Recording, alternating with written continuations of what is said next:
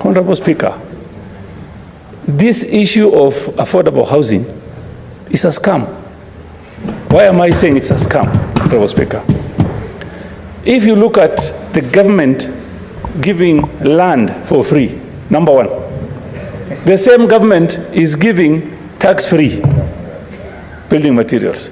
Same government is giving value-added taxes free. Irika wazi kwamba mchakato mzima wa affordable housing ambao umekuwa ukipigiwa upato na serikali imefahamika kwamba ni wizi wa mabavu dhidi ya Wakenya. Haya yameweza kudhihirishwa wazi na seneta wa Marsabit ambaye anafahamika kama Chute Mohamed, aliyeteuliwa na chama tawala cha UDA, ambaye pia ni mwanachama wa kamati ya barabara na ujenzi wa manyumba pale kwenye Senate, na ameweza kuyatamka maneno ambayo nafikiri Rais William Ruto hangetaka Wakenya waweze kufahamu maneno hayo. Ameweza kueleza wazi kwamba ule mchakato mzima ni ukora na ni wizi wa mabavu ambao Wakenya wanaweza kuibiwa, kwa sababu ile njia ambazo zinafuatwa kutekeleza mchakato huo mzima ni njia ambazo ni za ufisadi wa hali ya juu, na hii ni njia moja serikali inatumia ili kuwatajirisha wachache ambao wako karibu na uongozi wa UDA. Nitaweza kuchezea video hiyo uweze kuisikiza, na nafikiri hata rais mwenyewe mahali ambapo yupo alipotazama video hiyo alishangaa ni nini kinaendelea hapa na imekuwa kuaje Wakenya wameweza kufahamishwa mambo haya ambayo hakuwa anataka wayajue. Cha kushangaza ni kwamba hii mambo ya affordable housing walipo introduce kukata Wakenya mshahara ili waweze kuendeleza mchakato huo, ilikuwa ni vita kati ya wananchi na wabunge. Baadhi ya wananchi yani nasema sio baadhi, wananchi wengi, asilimia 85 waliweza kupinga mchakato huu, lakini wale wachache ambao wabunge waliweza kununuliwa pale wakaweza kuungana na wale wabunge wa serikali wakaweza kuupigia debe mchakato huu hadi ukaweza kupitishwa pale bungeni. Lakini Wakenya walikasirika sana na wengi sana waliweza kulia wakisema kwamba serikali inawadhulumu, kwa sababu inafahamika wazi kwamba baadhi ya Wakenya wamejitahidi kuweza kujenga manyumba zao na hawataki kukatwa pesa kwenda kujenga nyumba ambazo ni hewa, ambazo haifahamiki zinatoka wapi. Nataka nikuchezee video hiyo uweze kuisikiza. Video hiyo imekuwa ikizunguka kwenye mitandao tangu jana nafikiri hadi sasa hivi bado inaweza kuzunguka pale kwenye mitandao, na uitazame kwa makini na umsikize Senator Chute Mohamed anapozungumza hapo, na amezungumza na akaweza kuyafichua mambo mengi sana ambayo Wakenya hawakuwa wanajua kuhusiana na mchakato mzima wa affordable housing. Lakini kabla nikupeleke pale, na kuomba uweze kubonyeza alama ya subscribe hapa chini na uweze kupea hii video thumbs up. Kama unatazama kwa mara ya kwanza, uweza kubonyeza alama ya subscribe. Asanteni sana. I am in this committee of roads housing, and this petition came before us. And Mr. Speaker, this petition was brought by tenants, former tenants of Buxton Estate. When this tendering process was advertised, there was only one tenderer who tendered for that land. The land is 13 acres, and when the tenderer submitted his tender, because it was only one tenderer, it would have been a process which was non-responsive. At that point, that tender would have been nullified. They didn't. That was one grave mistake. Number two, Honorable Speaker, if you look at the cost of that Buxton land today, looking at it per square meter, Honorable Speaker, it is surprising to note that the price in Buxton today is 90,000 shillings per square meter. And the neighboring estate, which is being built now near the stadium, is going for less than 70,000 per square meter. Honorable Speaker, this issue of affordable housing is a scam. Why am I saying it's a scam, Honorable Speaker? If you look at the government giving land for free, number one. The same government is giving tax-free building materials. Same government is giving value-added taxes free. And also transferring that land is free of charge. And how, I don't know what kind of calculation they're making.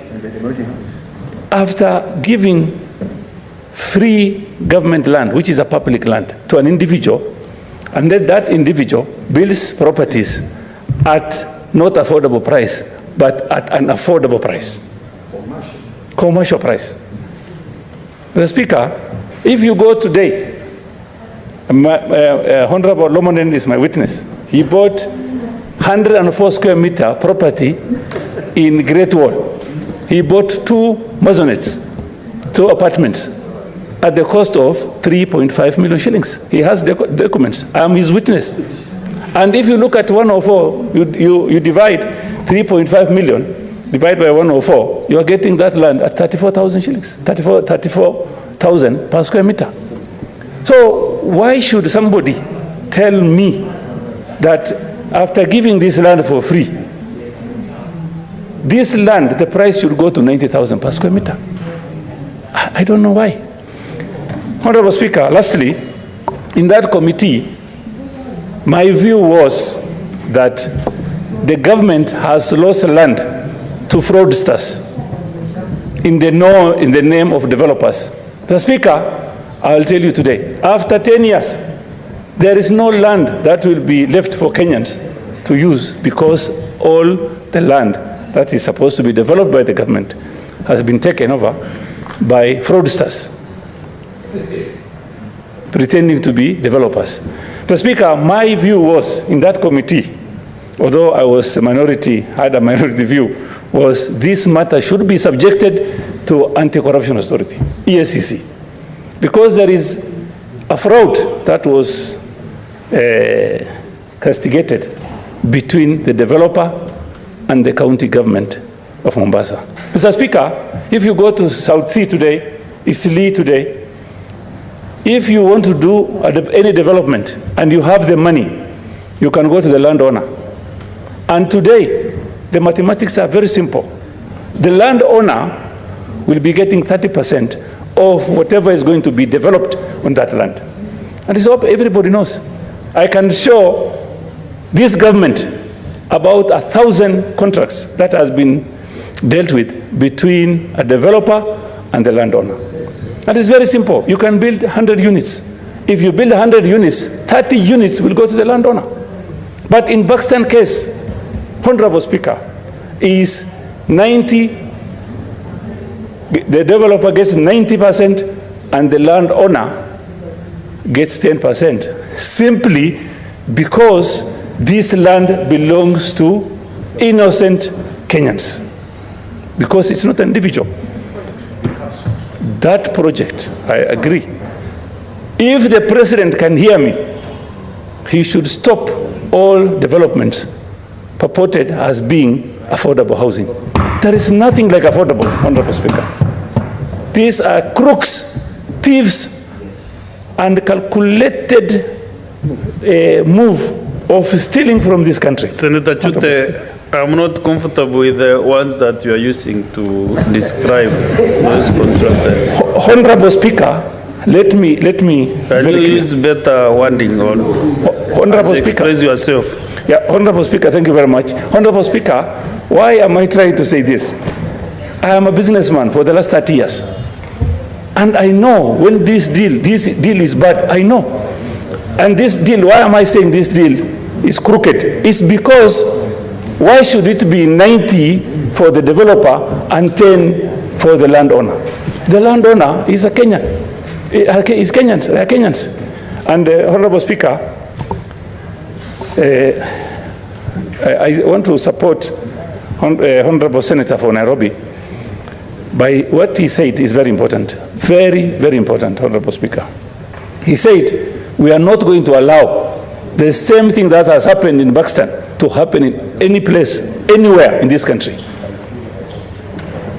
And the president should talk to us We've seen something that has happened in Pakistan, something unheard of. Mr. Speaker, you told me don't say theft, but something unheard of. So, Mr. Speaker, this petition, we've learned a lot from this petition. And I'm going to support Honorable Senator for Nairobi. We are ready to demonstrate, to stop this, what do I call it? The so-called developers into trying to siphon money from Kenyans. Thank you very much, Honorable Speaker. Nataka nikurudisha nyuma kidogo tuweze kuangalia vita kati ya wananchi na wabunge ilipokuwa hapo nyuma, wakati mchakato huu uliweza kuletwa kwa mara ya kwanza. Ilikuwa inasemekana kwamba mwananchi aweze kukatwa 3% na mwajiri aweze kukatwa 3%, ili yote pamoja iweze kuwa 6% ili huyu mfanyikazi aweze kujengewa nyumba. Lakini hawakuweza kuweka ratiba muhimu ama ratiba sahihi ya kuweza kueleza kwamba pesa hizi zitaenda kutumika vipi, ama mwenye anakatwa pesa ataweza kufaidika kwa njia ipi. Jana baadaye, baada ya kilio kuweza kuzidi, wakaweza kupunguza ile ada kutoka 3% hadi 1.5%, na pia kukaweza kutokea tetezi kwamba wenye wanakatwa pesa sio hao wataweza kujengewa nyumba, ni wale wenye hawana kazi ndio wataweza kujengewa hizo nyumba. Tena baadaye kukatokea tetesi zingine zinasema kwamba hizi nyumba zitajengwa na pesa ambayo wananchi wameweza kukatwa pale, lakini yeyote mwenye anataka hiyo nyumba hataweza kupewa bure, ataweza kuinunua kwa gharama nafuu.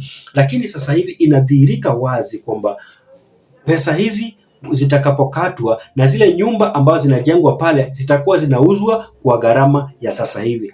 Kwa hiyo inamaanisha kwamba mchakato huu mzima ulikuwa ni ukora na unafiki wa hali ya juu kuweza kuwaibia Wakenya, kwa sababu serikali ya UDA yale mambo ambayo inayafanya sasa hivi ni uporaji tupu. Tuliangalia juzi yule muhakiki wa bajeti ama controller of budget aliweza kujitokeza wazi na kusema kwamba baadhi ya viongozi wa serikali ya UDA wanapiga mishahara ya wabunge na wafanyikazi wa ngazi za juu pale serikalini mara 3. Yaani kama mshahara wangu ni shilingi 1,500, itapigwa mara 3 niweze kutolewa 1.5 milioni, nipewe zangu 500, hii 1,000,000 iweze kuingia kwa mifuko ya watu wachache. Kwa hivyo ni ukora wa hali ya juu, na tunataka kuomba wananchi waweze kusimama kidete, wajitokeze na kupinga ukora huu ambao unaendelezwa na serikali hii ya Kenya Kwanza, ambayo ilisemekana kwamba ni serikali ambayo ilitengenezwa kwa madhabahu ya makanisa. Wale wahubiri makanisani ambao walikuwa wanatetea sana hii serikali, jitokeze wazi sasa hivi museme enough is enough, na ule wizi ambao unafanyika Kenya hii wa hali ya juu uweza kukomeshwa mara moja. Nashukuru sana mpenzi mtazamaji kwa kunitazama, na kuomba uweze kucomment pale chini, na uweze kupea hii video like, na uweze kusubscribe kama unatazama kwa mara ya kwanza. Asanteni.